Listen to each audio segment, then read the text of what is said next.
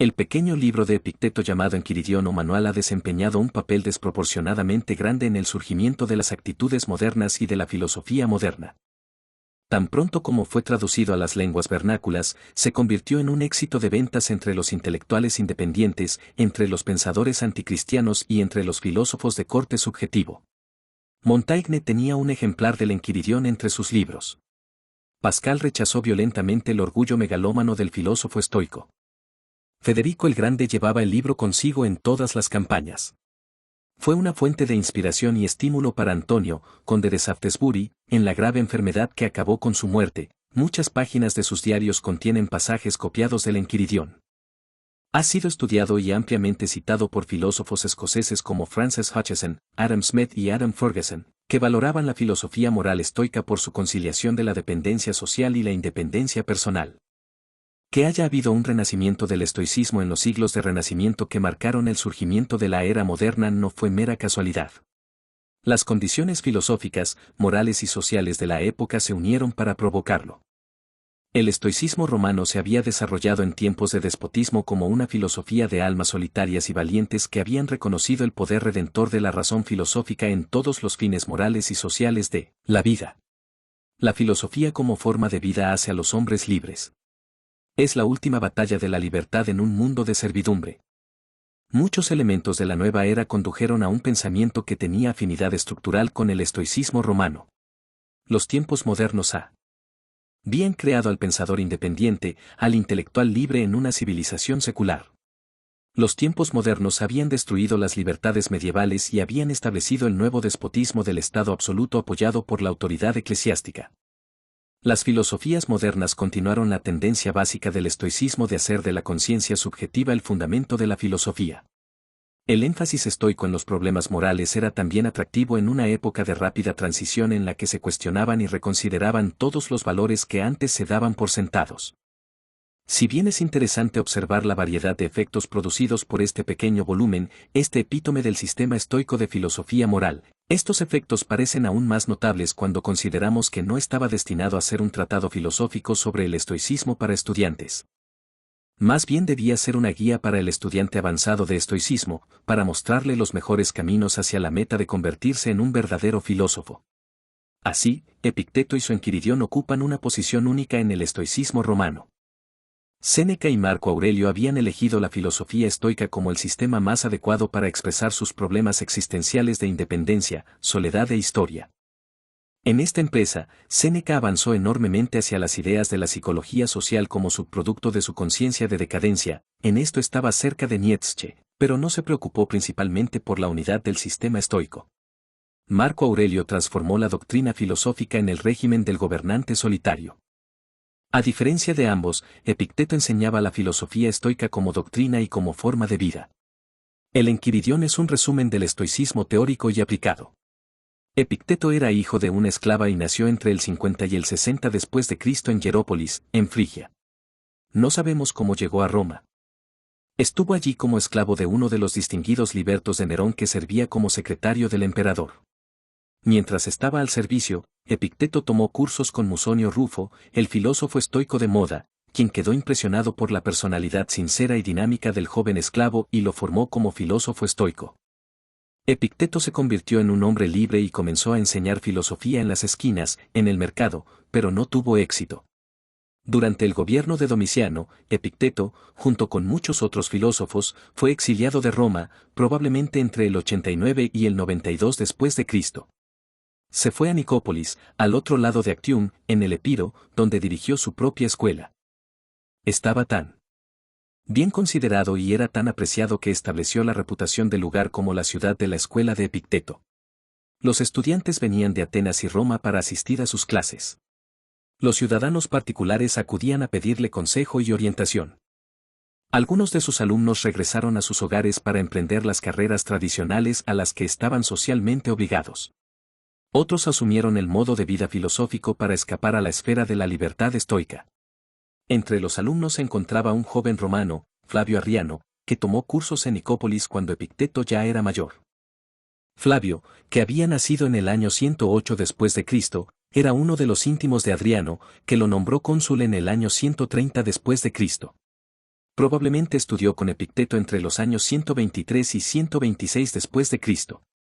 Las charlas filosóficas informales que Epicteto mantenía con sus alumnos le fascinaban. No hace falta decir que también había cursos sistemáticos en los campos de la filosofía.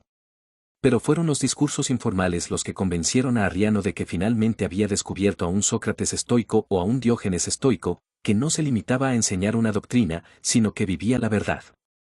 Arriano registró muchos de los discursos y conversaciones informales de Epicteto con sus alumnos íntimos. Los taquigrafió para no perder la inefable vivacidad, gracia e ingenio del querido maestro. Arriano se retiró a la vida privada tras la muerte de Adriano en el año 138 después de Cristo y se dedicó a su labor literaria. Publicó sus notas sobre la enseñanza de Epicteto bajo el título Discursos en 4 libros.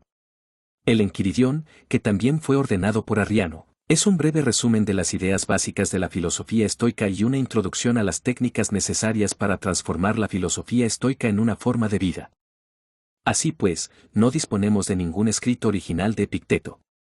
Al igual que G. H. Mead en los últimos tiempos, se dedicó por completo a los problemas humanos e intelectuales de sus alumnos. Dejó para ellos la tarea de conservar lo que consideraban el mensaje duradero del maestro.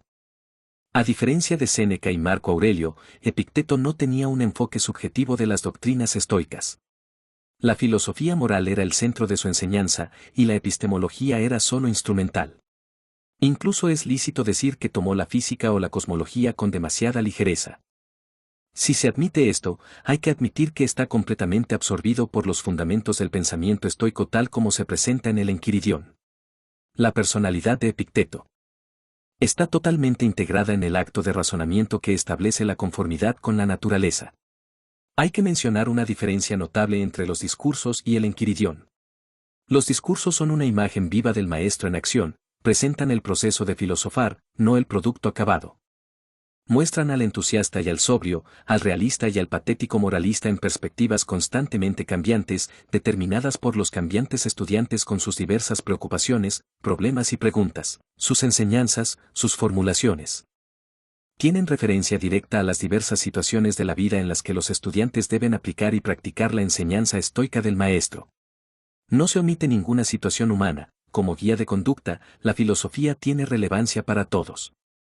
Ya sea que los alumnos tengan que asistir a una cena, que se encuentren entre competidores en un estadio o en una piscina, que tengan que presentarse en la corte o en una oficina, que estén en compañía de sus madres y hermanas o de amigas, en todas las situaciones humanas el filósofo conoce el consejo correcto para el aprendiz de filósofo. Así, en los discursos, Arriano presenta la individualidad única del filósofo y de su método moral aplicado en el contacto vivo con diversos alumnos en situaciones concretas. Epicteto, como maestro, se anticipa a los métodos educativos muy modernos en su consideración de la estructura de las situaciones y de las perspectivas cambiantes en las relaciones humanas. Nada de esto se revela en el Enquiridión. Ha desaparecido el filósofo estoico como espíritu vivo. Lo que queda es el espíritu vivo del estoicismo. El Enquiridión es un manual para el oficial de combate. Esta analogía debe tomarse en serio. Los estoicos romanos acuñaron la fórmula, vivere militare, el estudiante de filosofía es un soldado raso, el estoico que avanza es un suboficial y el filósofo es el oficial de combate. Por esta razón, todos los estoicos romanos aplican metáforas e imágenes derivadas de la vida militar. Los aprendices del estoicismo son descritos como mensajeros, como exploradores de Dios, como representantes de la naturaleza divina. El estudiante que avanza y se acerca a la meta de ser filósofo tiene el rango de un oficial.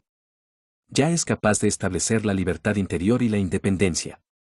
Comprende la verdad estoica básica de la conciencia subjetiva, que consiste en distinguir lo que está en nuestro poder de lo que no está en nuestro poder. No están en nuestro poder todos los elementos que constituyen nuestro entorno, como la riqueza, la salud, la reputación, el prestigio social, el poder, la vida de los que amamos y la muerte. En nuestro poder están nuestro pensamiento, nuestras intenciones, nuestros deseos, nuestras decisiones. Esto nos permite controlarnos y hacer de nosotros mismos elementos y partes del universo de la naturaleza. Este conocimiento de nosotros mismos nos hace libres en un mundo de dependencias. Esta superioridad de nuestros poderes nos permite vivir en conformidad con la naturaleza. La filosofía racional de control del yo y de ajuste al todo implica una ascesis de la vida emocional y sensible. El filósofo debe examinar y controlar sus pasiones, su amor, su ternura en todo momento para estar siempre preparado para el inevitable momento del adiós. Los estoicos practicaban un jesuitismo avant la lettre. Eran capaces de vivir en el mundo como si no vivieran en él. Para el estoico, la vida es un campamento militar, una obra de teatro, un banquete al que estamos invitados. El Enquiridión indicaba brevemente las técnicas que el filósofo debía aplicar para representar bien los diversos papeles que Dios podía asignar a aquellos a quienes ama, los filósofos estoicos. Desde las reglas de conducta social hasta las recomendaciones de ascetismo sexual antes del matrimonio, pasando por el método del verdadero pensamiento, el estoico avanzado encontrará en este pequeño volumen todos los principios de perfección y todos los preceptos para realizar los principios filosóficos en su conducta. Así, el Enquiridión fue liberador para todos los intelectuales que aprendieron de él que hay caminos filosóficos de autorredención. Desde su época, el pensador secular podía sentirse jubiloso porque no necesitaba una gracia divina. Epicteto le había enseñado que la razón filosófica podía hacerle libre y que era capaz de redimirse por medio de un sólido razonamiento. En las distinciones estoicas de la personalidad y el mundo, del yo y lo mío, de la conciencia subjetiva y el mundo de los objetos, de la libertad y la dependencia, encontramos implícitos los elementos básicos de las filosofías modernas del racionalismo y del idealismo objetivo o panteísmo. Por esta razón hay un continuo renacimiento del estoicismo desde Descartes, Grocio y el obispo Butler, hasta Montesquieu, Adam Smith y Kant. En este largo desarrollo en los tiempos modernos, el pequeño Enquiridión de Epicteto jugó un papel notable. Las traducciones de Epicteto y de todos los demás estoicos tuvieron el más amplio efecto sobre filósofos, teólogos y pensadores laicos. Fueron estudiadas por el clero de las distintas confesiones cristianas, por los científicos que se esforzaban por conseguir una religión natural y por los filósofos independientes que estaban deseosos de separar la filosofía de la religión. Hubo muchos obispos destacados en las iglesias católica y anglicana que estaban deseosos de transformar las tradiciones del estoicismo romano en estoicismo cristiano. Entre las denominaciones calvinistas había muchos pensadores que simpatizaban con los principios morales estoicos por su elogio de la austeridad de vida y del control de las pasiones. Asimismo, los partidarios de la religión natural propagaban el estoicismo como modelo ideal de religión universalmente válida e inteligible. El estoicismo renacentista tuvo tres funciones en el surgimiento del mundo moderno. En primer lugar, reconcilió las tradiciones cristianas con las filosofías racionalistas modernas, en segundo lugar, estableció un patrón ideal de religión natural y, en tercer lugar, abrió el camino a la autonomía de la moral. Albert Salomón, La nueva escuela para la investigación social, julio de 1948. L. Enquiridión o discursos de Epicteto. Hay cosas que están dentro de nuestro poder, y hay cosas que están más allá de nuestro poder. Dentro de nuestro poder están la opinión, el objetivo, el deseo, la aversión y, en una palabra, cualquier asunto que nos pertenezca. Fuera de nuestro poder están el cuerpo, la propiedad, la reputación, el cargo y, en una palabra, todo lo que no es propiamente nuestro. Ahora bien, las cosas que están dentro de nuestro poder son por naturaleza libres, irrestrictas, sin obstáculos, pero las que están más allá de nuestro poder son débiles, dependientes, restringidas, ajenas. Recuerda, pues, que si atribuyes libertad a las cosas por naturaleza dependientes y tomas para ti lo que es de los demás, te verás obstaculizado, te lamentarás, te molestarás, encontrarás faltas tanto con los dioses como con los hombres. Pero si tomas por tuyo solo lo que es tuyo y ves lo que es de los demás tal como es en realidad, entonces nadie te obligará, nadie te restringirá, no encontrarás faltas con nadie, no acusarás a nadie, no harás nada en contra de tu voluntad, nadie te hará daño, no tendrás un enemigo, ni sufrirás ningún daño. Apuntando, por lo tanto, a estas grandes cosas, recuerda que no debes permitirte ninguna inclinación, por mínima que sea, hacia la consecución de las otras, sino que debes renunciar por completo a algunas de ellas, y por el momento posponer las demás. Pero si quieres tener estos, y poseer igualmente el poder y la riqueza, puedes perder estos últimos en la búsqueda de los primeros, y ciertamente fracasarás en aquello por lo que solo se consiguen la felicidad y la libertad. Procura, por tanto, ser capaz de decir a toda apariencia desagradable, no eres más que una apariencia y de ningún modo la cosa real. Y luego examínala según esas reglas que tienes, y primero y principalmente por esto, si se refiere a las cosas que están dentro de nuestro propio poder o a las que no lo están, Y si se refiere a algo que está más allá de nuestro poder, prepárate para decir que no es nada para ti. 2. Recuerda que el deseo exige la consecución de aquello que deseas, y la aversión exige la evitación de aquello a lo que tienes aversión, que el que no consigue el objeto de sus deseos está decepcionado, y el que incurre en el objeto de su aversión es desgraciado. Por lo tanto, si evitas solo las cosas indeseables que puedes controlar, nunca incurrirás en lo que evitas, pero si evitas la enfermedad, la muerte o la pobreza, correrás el riesgo de ser desdichado. Elimina el hábito de la aversión, entonces, de todas las cosas que no están dentro de nuestro poder, y aplícalo a las cosas indeseables que están dentro de nuestro poder. Pero por el momento, refrena completamente el deseo, porque si deseas alguna de las cosas que no están dentro de nuestro poder, necesariamente serás decepcionado, y todavía no estás seguro de las que están dentro de nuestro poder, y por lo tanto son objetos legítimos de deseo. Cuando sea prácticamente necesario que persigas o evites algo, hazlo incluso con discreción, dulzura y moderación. 3. Con respecto a todos los objetos que deleitan la mente o contribuyen al uso o son tiernamente amados, recuérdate de qué naturaleza son, comenzando por las más insignificantes. Si tienes una taza favorita, que no es más que una taza a la que le tienes cariño, pues así, si se rompe, puedes soportarlo. Si abrazas a tu hijo o a tu esposa, que abrazas a un mortal, y así, si alguno de ellos muere, puedes soportarlo. 4. Cuando te dispongas a realizar cualquier acción, recuerda de qué naturaleza es la acción. Si vas a bañarte, represéntate los incidentes habituales en el baño, algunas personas que vierten, otras que empujan, otras que regañan, otras que hurtan. Y así realizarás esta acción con más seguridad si te dices a ti mismo, ahora iré a bañarme y mantendré mi propia voluntad en armonía con la naturaleza. Y así con respecto a cualquier otra acción. Porque así, si surge algún impedimento para bañarte, podrás decir, no era solo bañarme lo que deseaba, sino mantener mi voluntad en armonía con la naturaleza, y no la mantendré así si estoy de mal humor ante las cosas que suceden. Los hombres se perturban no por las cosas, sino por los puntos de vista que toman de las cosas. Así, la muerte no es nada terrible, si no se lo hubiera parecido a Sócrates. Pero el terror consiste en nuestra noción de la muerte, que es terrible. Por lo tanto, cuando nos sintamos perturbados o afligidos, no lo atribuyamos a los demás, sino a nosotros mismos, es decir, a nuestras propias opiniones. Es propio de una persona no instruida reprochar a los demás sus propias desgracias, de una persona que se está instruyendo, reprocharse a sí misma, y de una persona perfectamente instruida, no reprochar ni a los demás ni a sí misma. No te exaltes por ninguna excelencia que no sea la tuya. Si un caballo estuviera eufórico y dijera, soy guapo, podría ser soportable.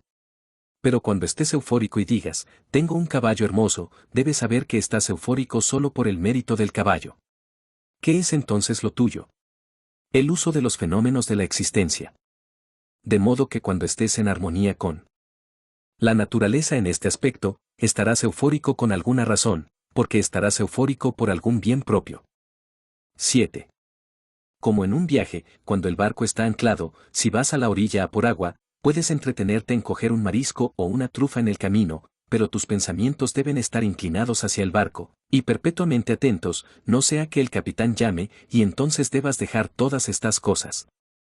Para no tener que ser llevado a bordo del barco, atado como una oveja, así también en la vida, si en lugar de una trufa o un marisco, se te concede algo como una esposa o un hijo, no hay inconveniente, pero si el capitán llama, corre al barco, deja todas estas cosas, y no mires nunca atrás.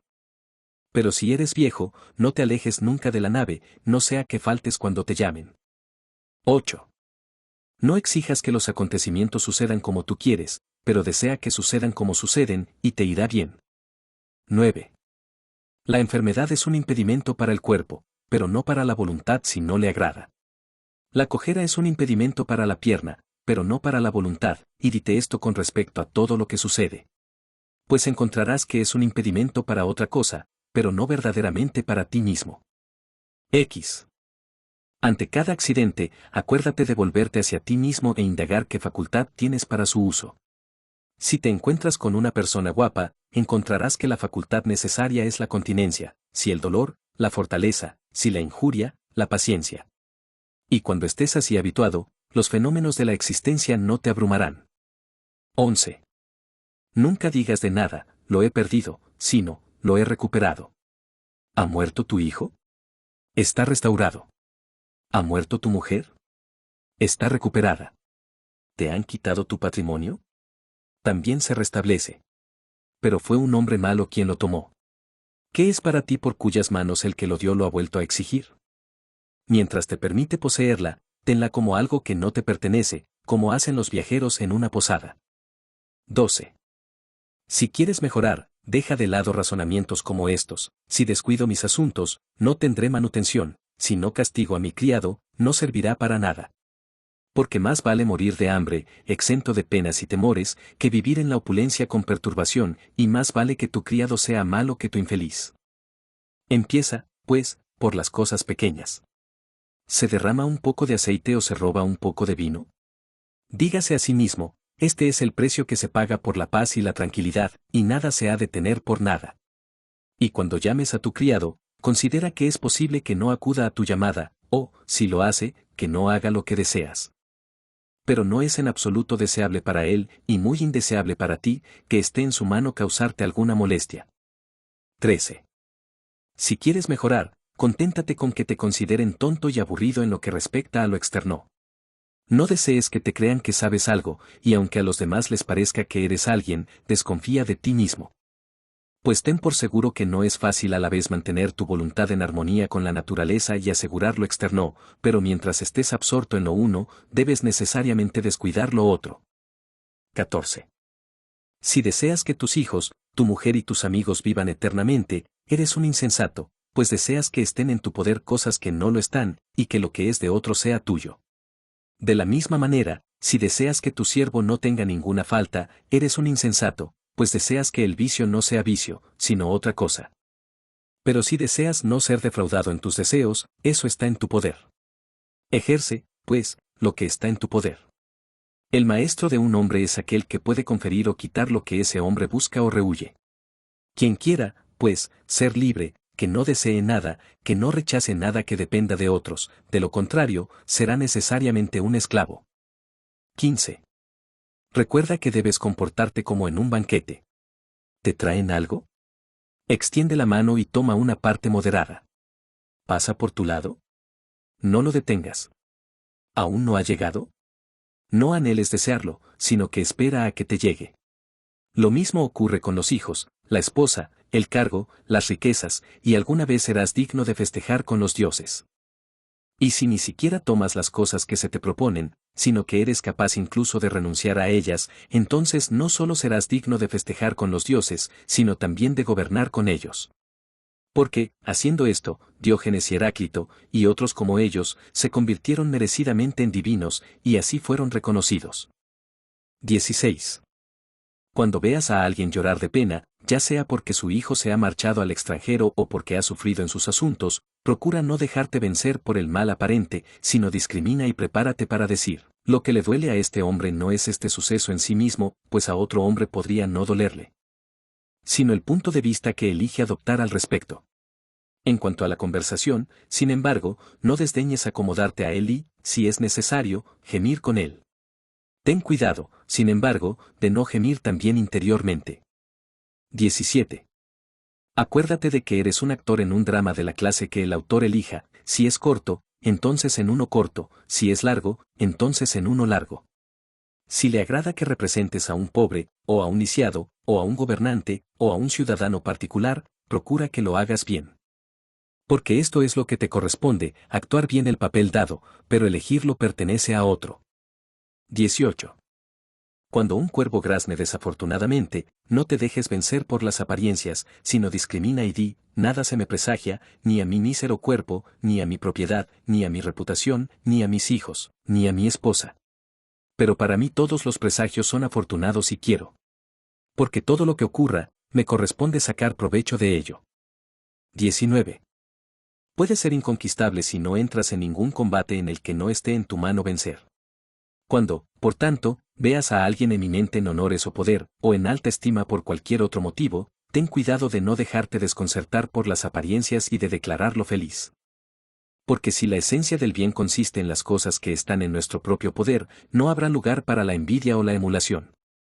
Pero, por tu parte, no desees ser general, ni senador, ni cónsul, sino ser libre, y el único camino para ello es el desprecio de las cosas que no están en nuestro poder. 20. Acuérdate de que no es el que insulta o golpea, el que afrenta, sino el punto de vista que tenemos de estas cosas como insultantes. Cuando, por tanto, alguien te provoque, ten por seguro que es tu propia opinión la que te provoca. Procura, pues, en primer lugar, no dejarte desconcertar por las apariencias. Pues si una vez ganas tiempo y respiro, te dominarás más fácilmente. 21. Que la muerte y el destierro, y todas las demás cosas que parezcan terribles, estén cada día ante tus ojos, pero la muerte principalmente, y nunca albergarás un pensamiento abyecto, ni codiciarás nada con demasiado afán. 22. Si tienes un deseo ferviente hacia la filosofía, prepárate desde el primer momento para que la multitud se ría y se mofe, y diga, se nos ha vuelto filósofo de una vez, y, ¿de dónde viene esa mirada de soberbia? Ahora, por tu parte, no tengas una mirada arrogante, sino mantente firme en lo que te parezca mejor, como alguien designado por Dios para esta estación en particular. Porque recuerda que, si eres persistente, esas mismas personas que al principio te ridiculizaban te admirarán después. Pero si eres conquistado por ellos, incurrirás en un doble ridículo. 23. Si alguna vez se te ocurre dirigir tu atención a lo externo, por el placer de alguien, ten por seguro que has arruinado tu esquema de vida. Confórmate, pues, en todo, con ser un filósofo, y si quieres parecerlo igualmente a alguien, aparécelo a ti mismo, y te bastará. Sí.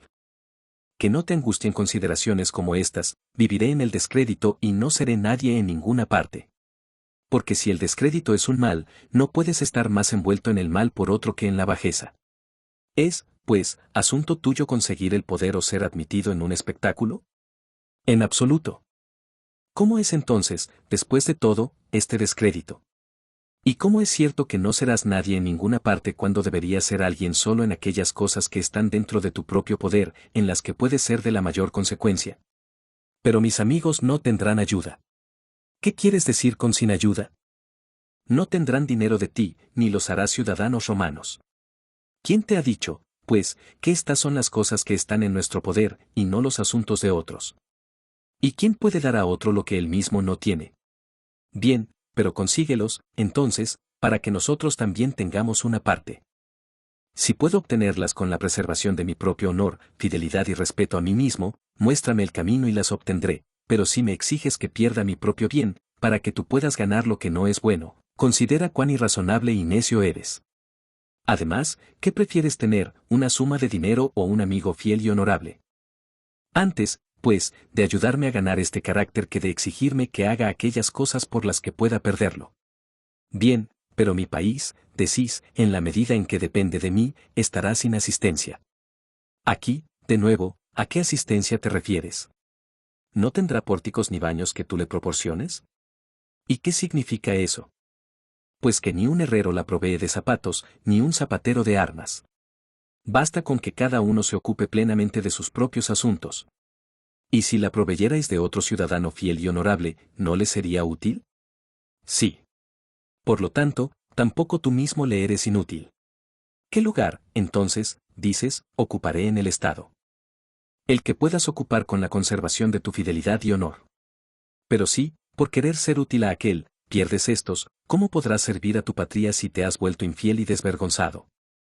25. Se prefiere a alguien antes que a ti en un entretenimiento, o en las cortesías, o en las relaciones confidenciales. Si estas cosas son buenas, debes alegrarte de que las tenga, y si son malas, no te apenes por no tenerlas. Y recuerda que no se te puede permitir rivalizar con otros en lo externo sin usar los mismos medios para obtenerlos. Pues, ¿cómo puede tener una parte igual con el que hace estas cosas quien no acude a la puerta de ningún hombre, no lo atiende, no lo alaba? Eres, pues, injusto e irrazonable si no estás dispuesto a pagar el precio por el que se venden estas cosas y quieres tenerlas por nada. ¿Por cuánto se venden las lechugas? Un óbolo, por ejemplo. Si otro, entonces, pagando un óbolo, se lleva las lechugas, y tú, al no pagarlo, te quedas sin ellas, no te imagines que ha ganado alguna ventaja sobre ti. Porque así como él tiene las lechugas, tú tienes el óbolo que no diste. Así, en el presente caso, no has sido invitado a la diversión de tal persona porque no le has pagado el precio por el que se vende una cena. Se vende por alabanza, se vende por asistencia. Dale, pues, el valor si es para tu beneficio. Pero si al mismo tiempo no quieres pagar lo uno, y sin embargo recibir lo otro, eres irrazonable y necio. ¿No tienes nada, entonces, en lugar de la cena? Sí, en efecto, tenéis, no alabar a quien no os gusta alabar, no soportar la insolencia de sus lacayos. 26. La voluntad de la naturaleza puede aprenderse de cosas en las que todos estamos de acuerdo. Como cuando el hijo de nuestro vecino ha roto una taza, o algo semejante, estamos dispuestos a decir de inmediato, son casualidades que sucederán, tened, pues, la seguridad de que cuando vuestra propia taza se rompa igualmente, debéis sentiros afectados como cuando se rompió la de otro. Ahora aplica esto a cosas mayores. ¿Ha muerto el hijo o la esposa de otro? No hay nadie que no diga, esto es un accidente de la mortalidad. Pero si a alguien se le muere su propio hijo, inmediatamente dice, ¡ay, qué desdichado soy!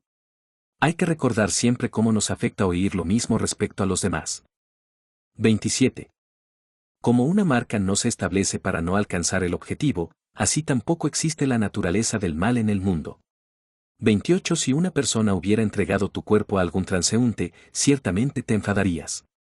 ¿Y no sientes vergüenza al entregar tu propia mente a cualquier injuriador, para ser desconcertado y confundido? 6. En cada asunto considera lo que precede y lo que sigue, y luego empréndelo. De lo contrario, comenzarás con ánimo, ciertamente, despreocupado de las consecuencias, y cuando éstas se desarrollen, desistirás vergonzosamente. Yo conquistaría en los Juegos Olímpicos. Pero considera lo que precede y lo que sigue, y luego, si es para tu beneficio, emprende el asunto. Debes ajustarte a las reglas, someterte a una dieta, abstenerte de las delicadezas, ejercitar tu cuerpo, lo elijas o no, a una hora determinada, con calor y con frío, no debes beber agua fría, y a veces tampoco vino, en una palabra, debes entregarte a tu entrenador como a un médico.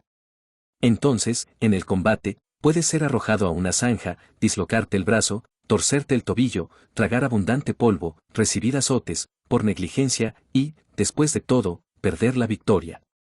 Cuando hayas calculado todo esto, si tu inclinación aún se mantiene, emprende el combate. De lo contrario, fíjate, te comportarás como los niños que a veces juegan a ser luchadores, a veces gladiadores, a veces tocan la trompeta y a veces representan una tragedia, cuando por casualidad han visto y admirado estos espectáculos. Así, tú también serás en un momento un luchador, y en otro un gladiador, ahora un filósofo, ahora un orador, pero nada en serio. Como un mono, imitas todo lo que ves, y una cosa tras otra seguro que te gusta, pero queda fuera de lugar tan pronto como te resulta familiar. Porque nunca has entrado en nada con consideración, ni después de haber estudiado y probado todo el asunto, sino descuidadamente y con un celo a medias. Así, algunos, cuando han visto a un filósofo y han oído hablar a un hombre como Eufrates, aunque, ciertamente, ¿quién puede hablar como él? Considera primero, hombre, cuál es el asunto, y lo que tu propia naturaleza es capaz de soportar. Si quieres ser un luchador, considera tus hombros, tu espalda, tus muslos, porque las diferentes personas están hechas para diferentes cosas. ¿Crees que puedes actuar como lo haces y ser un filósofo, que puedes comer, beber, enojarte, estar descontento, como lo estás ahora? Tienes que vigilar, tienes que trabajar, tienes que dominar ciertos apetitos, tienes que dejar a tus conocidos, ser despreciado por tu sirviente, que se rían de ti los que conoces, salir peor parado que otros en todo, en los cargos, en los honores, ante los tribunales.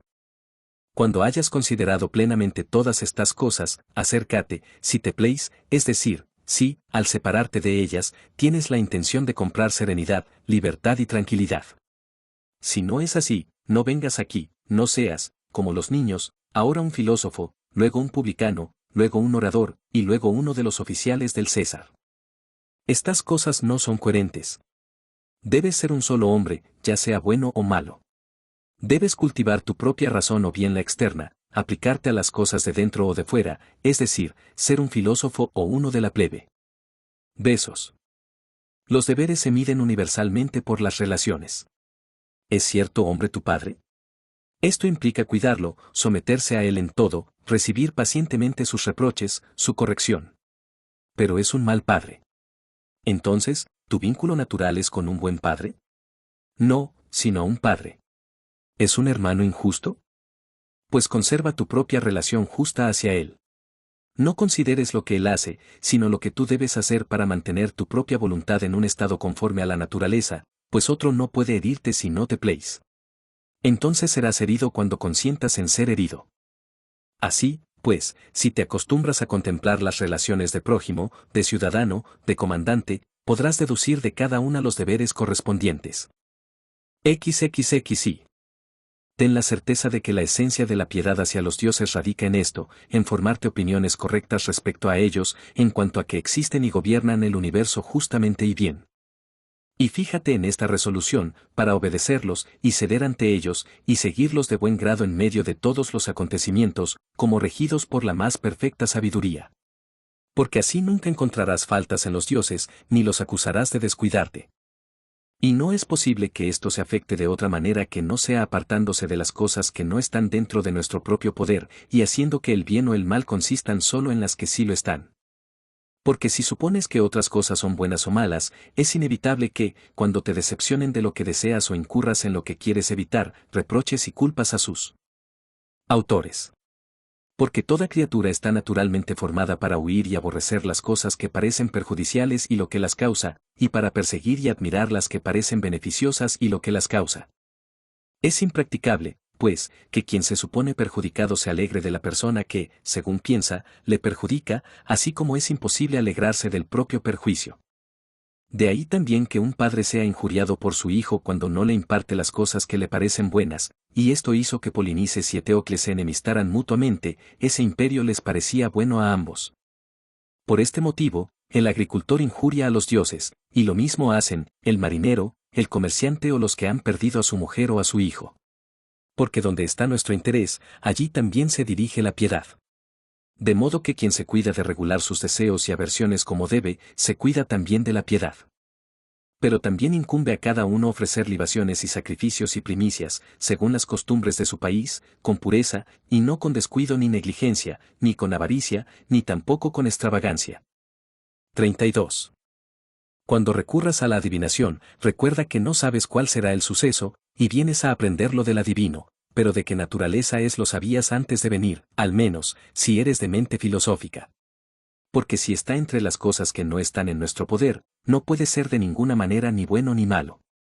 Por lo tanto, no lleves contigo al adivino ni el deseo ni la aversión, de lo contrario te acercarás a él temblando, sino que primero entiende claramente que todo acontecimiento es indiferente y nada para ti, sea del tipo que sea, porque estará en tu mano hacer un uso correcto de él, y esto nadie puede impedirlo.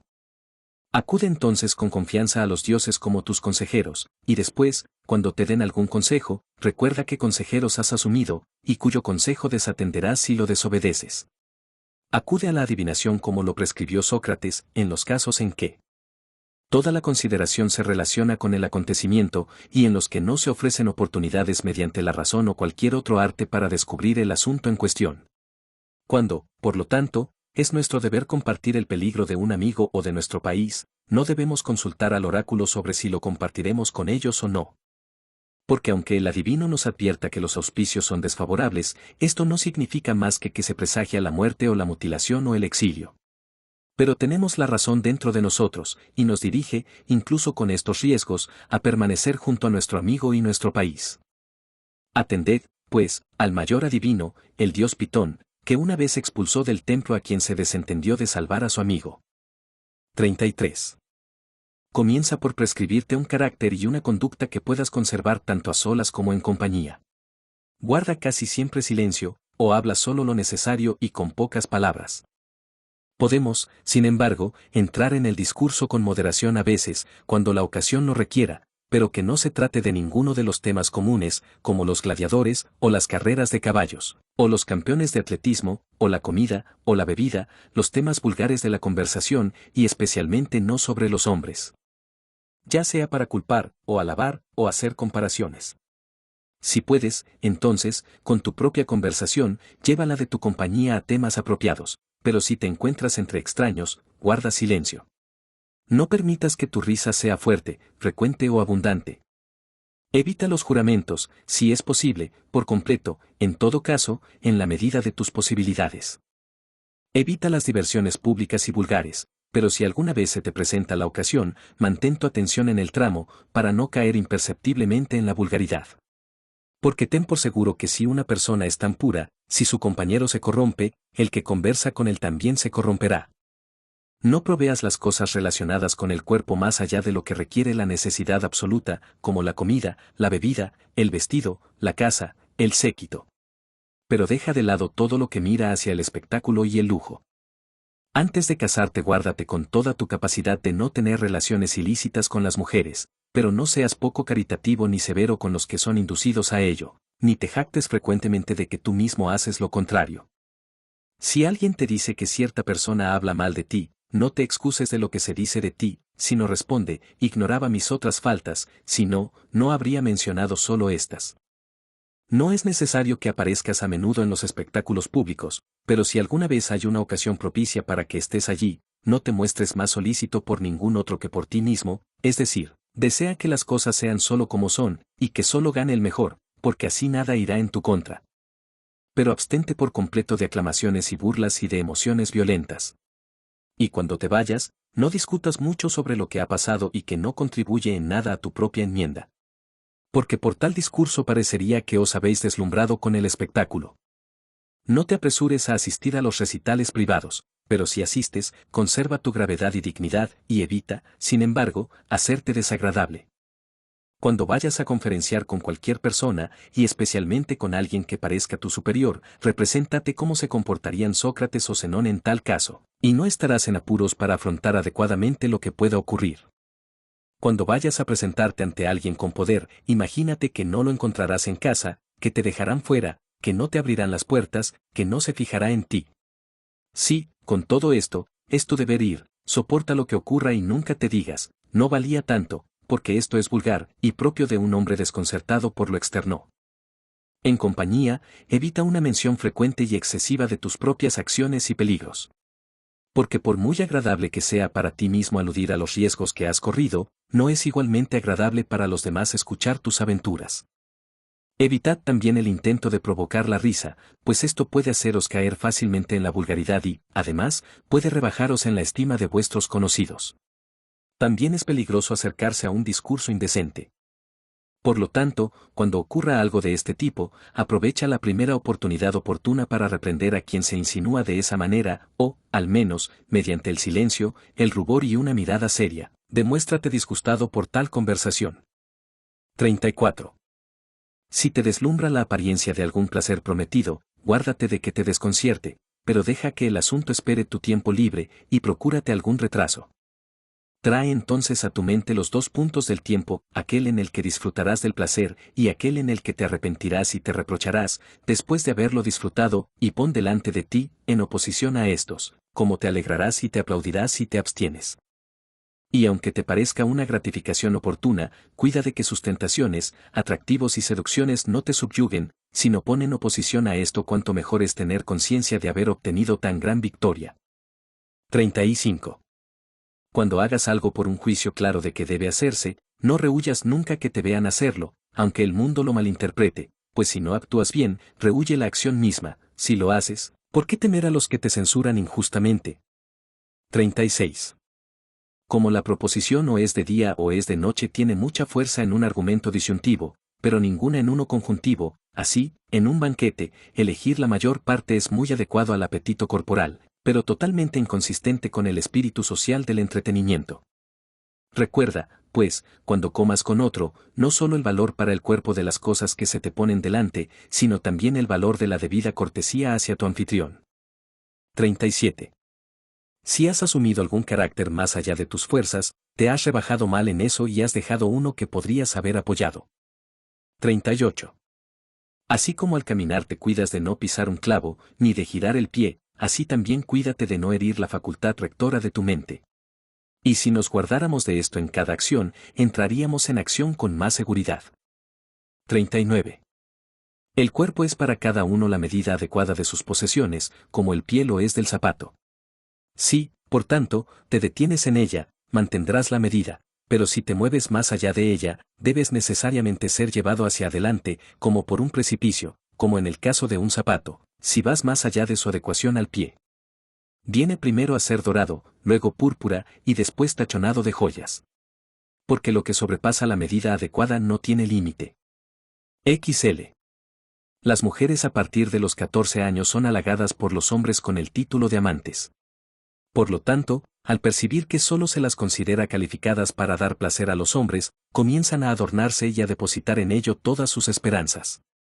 Vale la pena, pues, intentar que se perciban honradas solo en la medida en que se muestren bellas en su porte y modestamente virtuosas. XLI.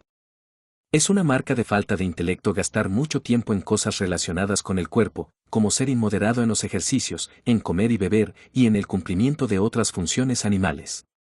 Estas cosas deben hacerse incidentalmente y nuestra fuerza principal debe aplicarse a nuestra razón. XLI. Cuando alguna persona hace mal por ti, o habla mal de ti, recuerda que actúa o habla desde la impresión de que es correcto que lo haga. Ahora bien, no es posible que siga lo que a ti te parece correcto, sino solo lo que a él mismo le parece. Por lo tanto, si juzga a partir de falsas apariencias, él es la persona perjudicada, ya que él también es la persona engañada. Pues sí. Alguien toma como falsa una proposición verdadera, no se perjudica la proposición, sino que solo se engaña el hombre. Partiendo, pues, de estos principios, soportarás mansamente a una persona que te injuria, pues dirás en cada ocasión, así le pareció. 43. Todo tiene dos asas, una por la que se puede soportar, otra por la que no. Si tu hermano actúa injustamente, no agarres el asunto por el asidero de su injusticia, pues por este no se puede soportar, sino por el contrario, que es tu hermano, que se ha criado contigo, y así lo agarrarás como se debe soportar. Sleeve. Estos razonamientos no tienen ninguna conexión lógica, soy más rico que tú, por lo tanto soy tu superior. Soy más elocuente que tú, por lo tanto soy tu superior. La verdadera conexión lógica es más bien esta, soy más rico que tú, por lo tanto mis posesiones deben superar las tuyas. Soy más elocuente que tú, por lo tanto mi estilo debe superar al tuyo. Pero usted, después de todo, no consiste ni en la propiedad ni en el estilo. XLV. ¿Se baña a alguien apresuradamente? No digáis que lo hace mal, sino que lo hace apresuradamente. ¿Bebe alguien mucho vino? No digas que lo hace mal, sino que bebe mucho. Porque si no entiendes perfectamente sus motivos, ¿cómo vas a saber si actúa mal? Así no te arriesgarás a ceder a otras apariencias que no sean las que comprendas plenamente. XLVI. No te proclames nunca filósofo, ni hables mucho entre los ignorantes de tus principios, sino demuéstralos con hechos. Así, en un espectáculo, no discutas cómo debe comer la gente, sino come como debes hacerlo tú. Porque recuerda que así también Sócrates evitaba universalmente toda ostentación. Y cuando las personas venían a él y deseaban que les presentara a los filósofos, los tomaba y los presentaba, así de bien soportaba que lo pasaran por alto. Por eso, si alguna vez hay entre los ignorantes alguna discusión de principios, guarda la mayor parte del tiempo silencio. Porque hay un gran peligro en arrojar precipitadamente lo que no se ha digerido. Y si alguien te dice que no sabes nada, y no te molesta, entonces puedes estar seguro de que realmente has entrado en tu trabajo. Porque las ovejas no vomitan apresuradamente la hierba para mostrar a los pastores cuánto han comido, sino que, digiriendo interiormente su alimento, lo producen exteriormente en lana y leche. Así, pues, no hagáis una exhibición ante los ignorantes de vuestros principios, sino de las acciones a que da lugar su digestión. 47. Cuando hayas aprendido a alimentar tu cuerpo frugalmente, no te compadezcas de ello, ni, si bebes agua, estés diciendo en cada ocasión, bebo agua. Pero considera primero cuánto más frugales son los pobres que nosotros, y cuánto más pacientes con las dificultades. Si en algún momento quieres someterte por medio del ejercicio a trabajos y privaciones, por tu propio bien y no por el público, no intentes grandes hazañas, pero cuando tengas una sed violenta, simplemente enjuágate la boca con agua, y no se lo digas a nadie. 48. La condición y característica de una persona vulgar es que nunca busca ni ayuda ni daño en sí mismo, sino solo en lo externo. La condición y característica de un filósofo es que busca en sí mismo toda ayuda o daño. Las marcas de un experto son que no censura a nadie, no alaba a nadie, no culpa a nadie, no acusa a nadie, no dice nada sobre sí mismo como si fuera alguien o supiera algo. Cuando se ve obstaculizado o frenado en algún caso, se acusa a sí mismo, y si se le elogia, se sonríe a sí mismo de la persona que le elogia, y si se le censura, no hace ninguna defensa. Pero va con la cautela de un convaleciente, cuidadoso de interferir en todo lo que va bien pero aún no está del todo seguro. Refrena el deseo, traslada su aversión solo a aquellas cosas que frustran el buen uso de nuestra propia voluntad, emplea sus energías moderadamente en todas las direcciones, si parece estúpido o igno. Rante, no le importa, y, en una palabra, se vigila a sí mismo como a un enemigo y a uno en emboscada. Slicks. Cuando alguien se muestre vanidoso en poder entender e interpretar las obras de Crisipo, dígase a sí mismo, si Crisipo no hubiera escrito de forma oscura, esta persona no tendría nada de qué envanecerse. Pero, ¿qué es lo que deseo? Entender la naturaleza y seguirla. Pregunto, pues, ¿quién la interpreta? Y oyendo que Crisipo lo hace, recurro a él. No entiendo sus escritos. Busco, pues, a alguien que los interprete. Hasta aquí no hay nada que me valga. Y cuando encuentro un intérprete, lo que queda es hacer uso de sus instrucciones. Solo esto es lo valioso. Pero si admiro meramente la interpretación, ¿en qué me convierto más que en un gramático, en lugar de un filósofo, salvo, en efecto, que en lugar de Homero interpreto a Crisipo? Por lo tanto, cuando alguien desea que le lea a Crisipo, más bien me sonrojo cuando no puedo exhibir acciones que sean armoniosas y consonantes con su discurso. L. Cualesquiera que sean las reglas que hayas adoptado, cúmplelas como leyes, y como si fueras impío si las transgredieras, y no te fijes en lo que digan de ti, pues esto, al fin y al cabo, no es asunto tuyo. ¿Cuánto tiempo, pues, tardarás en exigirte las mejoras más nobles, y en ningún caso en transgredir los juicios de la razón? Has recibido los principios filosóficos con los que deberías estar familiarizado, y has estado familiarizado con ellos. ¿Qué otro maestro, entonces, esperas como excusa para este retraso en la autorreformación? Ya no eres un niño, sino un hombre adulto. Sí, por lo tanto, eres negligente y perezoso, y siempre añades procrastinación a la procrastinación, propósito a propósito, y fijas día tras día en que te atenderás a ti mismo. Insensiblemente seguirás sin lograr nada y, viviendo y muriendo, seguirás siendo de mente vulgar. En este instante, pues, considérate digno de vivir como un hombre maduro y competente. Que lo que te parezca mejor sea para ti una ley inviolable. Y si se te presenta algún caso de dolor o de placer, de gloria o de desgracia, recuerda que ahora es el combate, ahora es la Olimpiada, y no se puede aplazar, y que por un fracaso y una derrota se puede perder o ganar el honor. Así se perfeccionó Sócrates, mejorándose en todo, siguiendo solo la razón. Y aunque tú no seas todavía un Sócrates, debes, sin embargo, vivir como quien busca ser un Sócrates. Lee.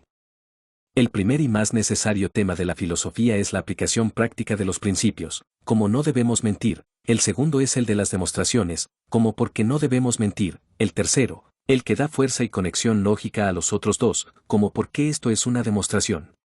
¿Por qué? ¿Qué es una demostración? ¿Qué es una consecuencia? ¿Qué es una contradicción? ¿Qué verdad? ¿Qué falsedad? El tercer punto es, pues, necesario a causa del segundo, y el segundo a causa del primero. Pero el más necesario, y en el que deberíamos apoyarnos, es el primero. Pero hacemos justo lo contrario. Porque gastamos todo nuestro tiempo en el tercer punto y empleamos toda nuestra diligencia en él, y descuidamos completamente el primero. Por eso, al mismo tiempo que mentimos, estamos muy dispuestos a mostrar cómo se demuestra que mentir es malo. En todas las ocasiones debemos tener a mano estas máximas: condúceme, Zeus, y tú, oh destino, donde quiera que vuestros decretos hayan fijado mi suerte. Te sigo alegremente, y, no lo hice, malvado y desdichado, debo seguir aún. Quien se somete al destino es considerado sabio entre los hombres, y conoce las leyes del cielo. Y esta tercera. Oh, Crito, si así les gusta a los dioses, que así sea. Anitus y Melitus pueden matarme, pero no pueden herirme.